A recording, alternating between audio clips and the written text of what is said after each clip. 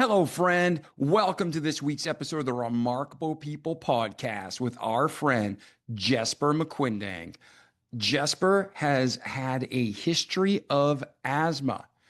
He was 20 years old and decided to not stop his life, but stop being limited. He went ahead and started training for not only a marathon, but now years later, he's an ultra marathon competitor. And he has taken this and he shows people how it parallels in all areas of our lives, whether it's our personal or the workplace. So he talks about low expectations, he talks about high expectations, he talks about how we can achieve not only our dreams, but things we never thought possible. And he reverse engineers the success he had into practical steps so you and I can also hopefully emulate that same success and more. So at this time, check out the Remarkable People podcast with our friend Jessper. The Remarkable People podcast. Check it out.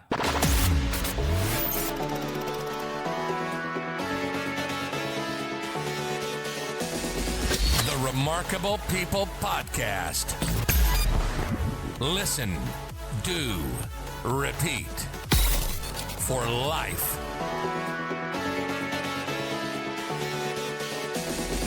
The Remarkable People podcast. Hey, Jessper, how are you today? David, I'm doing well. Thank you for having me. How are you? Man, I'm fantastic. Remarkable, even. So I just spent a couple minutes telling our listeners and friends across the world a small piece about you and what to expect in this episode. So before we begin and get into your life story and what you're passionate about and what you're here to help our listeners with today, if you were to guarantee our community one truth, one powerful practice that you're going to share with them, that if they apply to their lives, they're going to be a better human, what would that be today?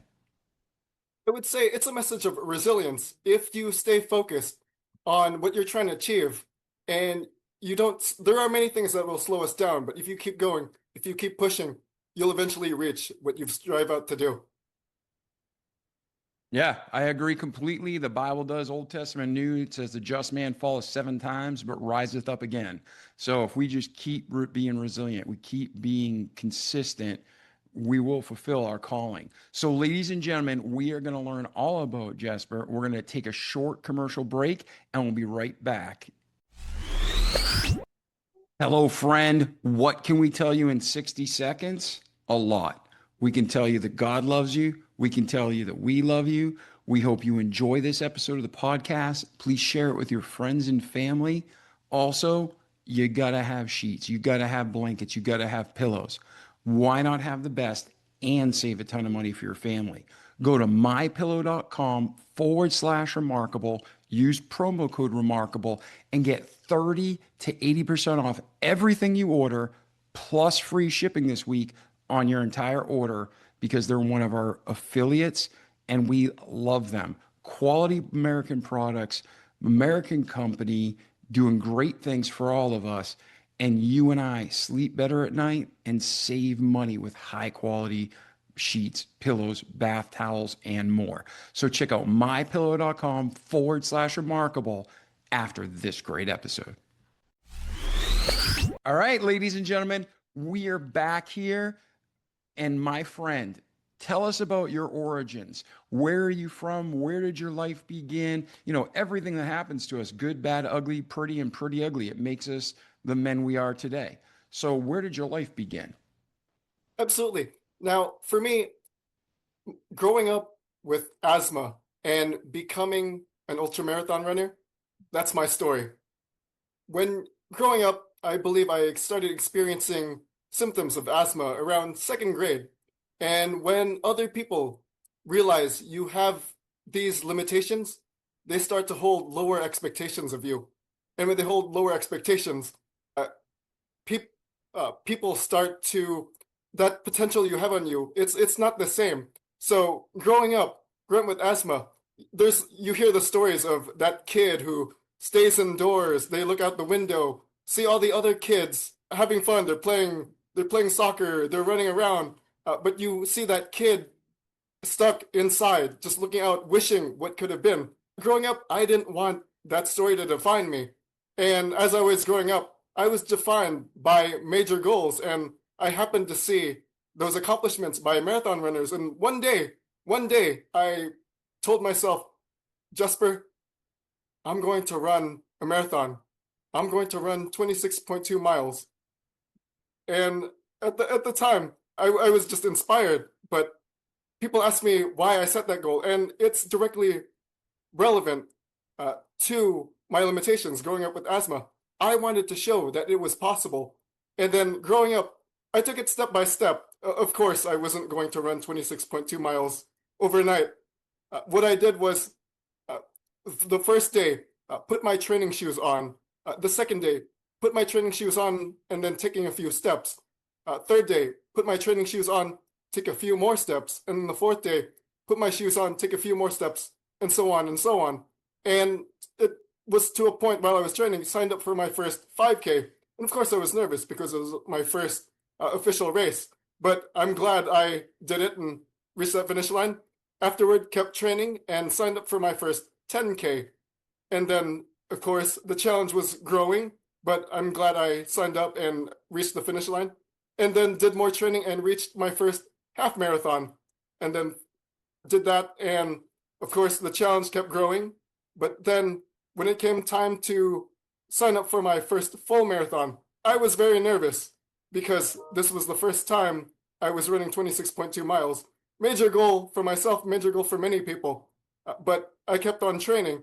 And it was about October 2014. I signed up for the San Diego Rock and Roll Marathon as my first one. It just sounded really cool. Rock and Roll Marathon. The way it's designed, you have bands, different bands playing music at every mile. And I just remember San Diego, it was a cold morning. It was 7 a.m. These races start pretty early. And I'm just looking out into the distance from the starting line, thinking to myself, very nervous, what did I just sign up for? This is making me nervous, but I just remember telling myself at the starting line, I put in so much time and effort to get this far. It's too late to turn back. And when that starting bell rang at the starting line for everyone to go, I just remember starting to take my first steps, going through the early parts of the trail. Again, looking out in the distance, still feeling nervous because this is the first time I'm running a full marathon. And of course, just over time, when you put more miles into your legs, you start to feel a little bit more of that pain and pressure. Mile 10, mile 11, mile 12, you can just feel more pressure in your legs. But I just remember telling myself, Jesper, trust your training. You did put in a lot of time and effort to get this far. And then, of course, when you put more miles, mile 19, mile 20, mile 21, I just remember my legs just tightening up so much. It was getting painful. I could feel the pressure. There's a quote from Martin Luther King Jr. that reminds me of just overcoming obstacles. I don't remember the exact quote, but I'll paraphrase it. If you can't run, walk. If you can't walk, crawl. I don't recommend crawling at a marathon, but metaphorically, keep going. And that's exactly what I did. I just remember close to the final miles, mile 23, 24. So much pressure on my legs, but again, told myself to trust my training, put in so much time and effort. And then when I finally hit the finish line at 26.2 miles, that sense of joy, it just felt really good to finally cross that finish line. So it's a story of just resilience, a lot of obstacles coming your way, but if you keep pushing yourself, you can achieve what you set out to do. Yeah, that's amazing and a beautiful truth. And it's awesome that you got to do that. So, how old were you from that initial putting on the pair of shoes to when you ran the San Diego Marathon? So it was in my 20s is when I finally decided to take steps to achieving that goal. Okay. And then how many years was it before you were running that marathon?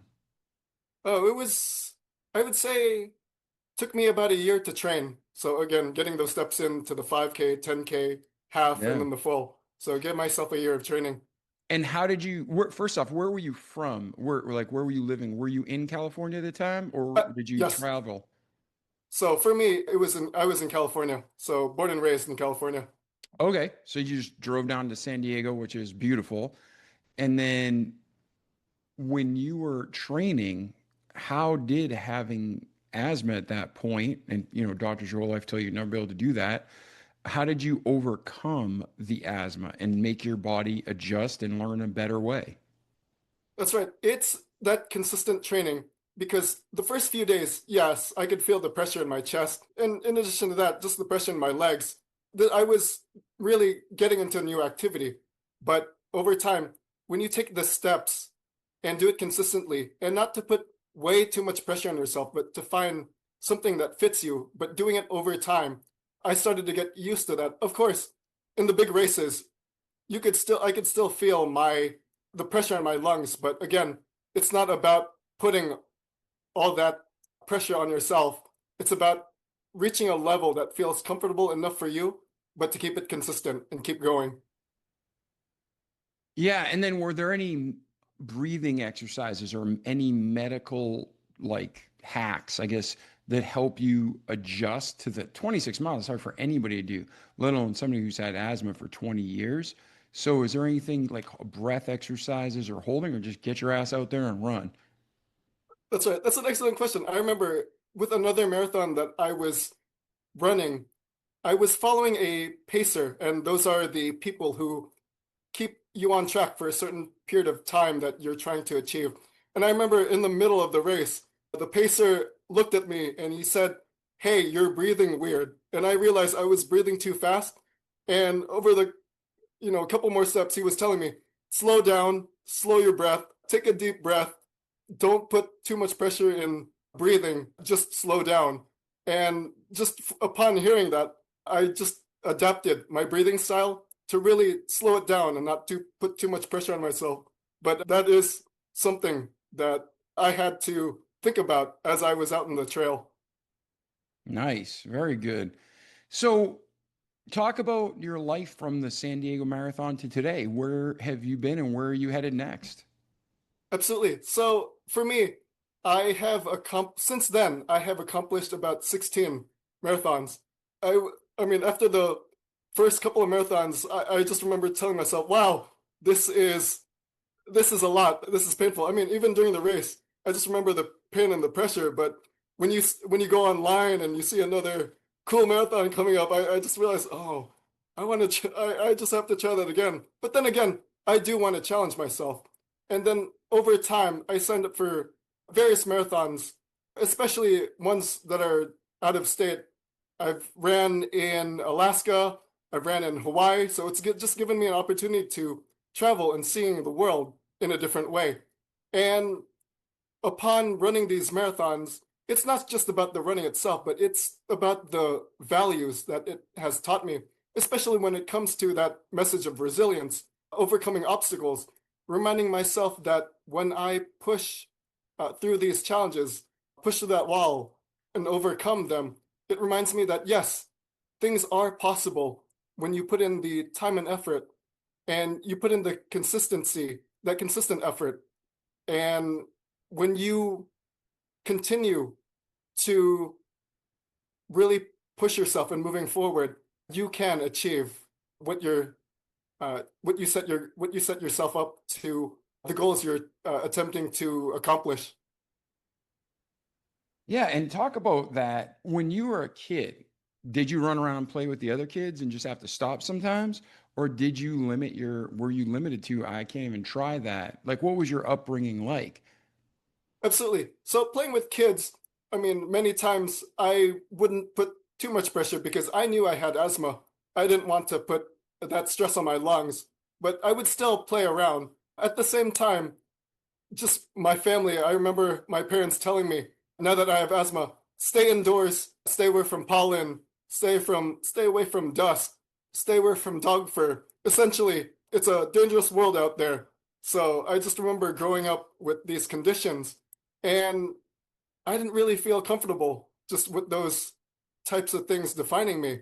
And then over time, again, just looking for new goals and ways to challenge myself, I knew that I could overcome these limitations that were set upon me.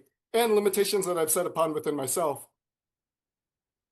Yeah, I think that's awesome. Essentially, you went from your family saying "stay away" to "run, Jesper, run." Right? It's like go, go, and to do a marathon is intense for anybody. And you did several, and now you're into ultra marathons. Describe to our audience who aren't familiar what an ultra marathon is. Yes, so an ultra marathon is anything above the standard 26.2 mile marathon marker. So for me, I've done two 50K ultra marathons, which translates to about 31 miles. And I just remember signing up for my first one. Of course, I was absolutely nervous because marathons in and of themselves are already a lot, but I was inspired by the challenge. I signed up for my first one, which was a trail race, and fortunately, it was near my neighborhood, so it was easy to get to. And I just remember getting up really early, thinking to myself, okay, I feel like I've done enough marathons. Would this be a piece of cake? But again, once you're actually on trail, you feel that pressure on your legs. And there were many hills that were spread across the entire course. But I mean, it's a great metaphor that these obstacles that come in your way, keep pushing yourself forward and you'll get over them and get through them as long as you put in that effort.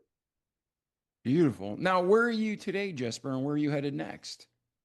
Absolutely. So for me, especially with the lessons I've learned, what I do is I help leaders build stronger teams.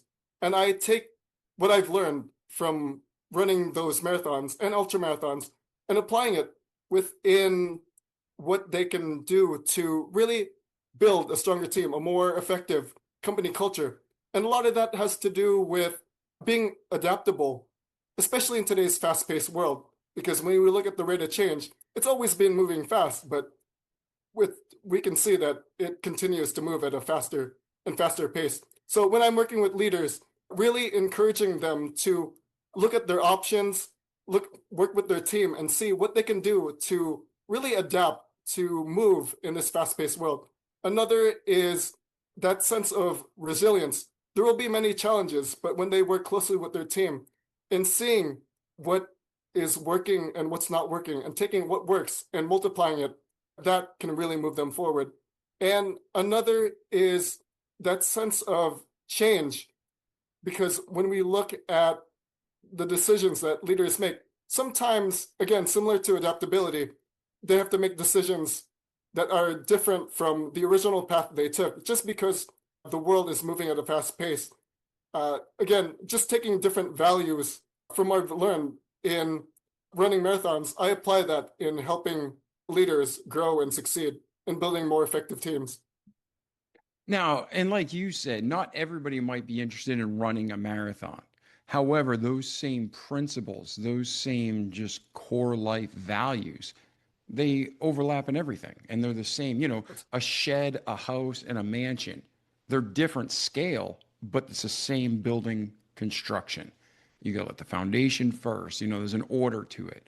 So if you were talking to somebody right now and they're afraid to get out of their comfort zone personally or professionally.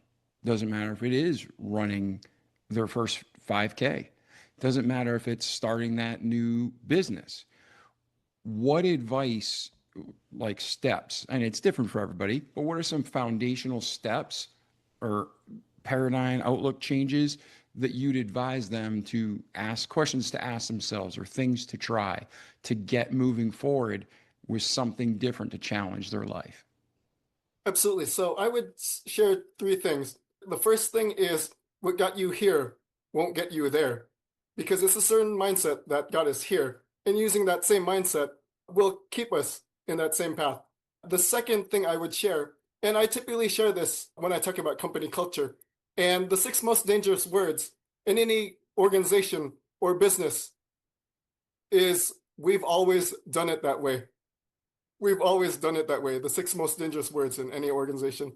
And the third part is if we're going to continue holding ourselves to low expectations, we're going to stay at those low expectations. Like that saying goes, shoot for the moon, even if you miss, you'll fall upon the stars. It's the same thing when we're trying to reach new goals in our lives. We don't want to hold ourselves to our low limitations or anything that defines us to those low standards. We want to look ahead and see what's possible. Because again, when we see what we can do and what we see what we're capable of, we're really opening up the doors to reaching for a new level of greatness. I love it. I love it. So if somebody wanted to continue the conversation, what's the best way for them to get a hold of you? Absolutely. You can find me on my website at familyconsulting.com, or you can reach me on LinkedIn. Search for Jessper Maquindang. Love to have conversations about leadership development, team building, company culture, personal growth, professional development. Just love to have those conversations. Awesome, Jesper. Awesome. Thank you for your time today. Before we wrap up this episode, ladies and gentlemen, go to the show notes, check out Jesper's website, check out his links to social media, continue the conversation by reaching out to him. If he or I can help you, we absolutely will. And don't forget to share this with your friends and family, not so we can get more listeners, but so we can help more people. And Jesper, before we go, do you have any final thoughts or anything else that you just feel led to share with our audience? Absolutely. There's a quote from John Maxwell that I'm so inspired by, and I want to share this with everyone. And John Maxwell has said, when you help people grow and develop, it brings a sense of great joy and satisfaction. And that's what I encourage people to do. Help other people, because that sense of joy and satisfaction will return to you. Beautiful. Well, thank you for taking your time to share your insights with us. I think it's truly remarkable that someone with asthma, medical science isn't all it's cut out to be, right? It used to be a practice with humility, and now it's a profession with arrogance. So you showed the doctors that only God can limit you, and he won't do that. So it's been fantastic having you on the show. Thank you again, my friend. Thank you, David. Great to be with you. Absolutely. Ladies and gentlemen, like our slogan says, don't just listen to the great advice Jesper gave us, but do it. Repeat it each day consistently, like you discussed, so you can have a great life in this world, but more importantly, to eternity to come. So I'm David Pasqualone. This was our remarkable friend, Jesper, and we'll see you in the next episode. Ciao. The Remarkable People Podcast. Check it out.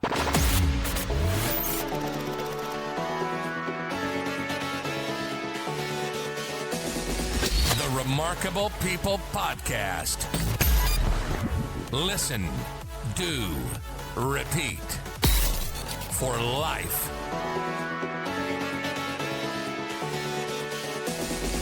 The Remarkable People Podcast.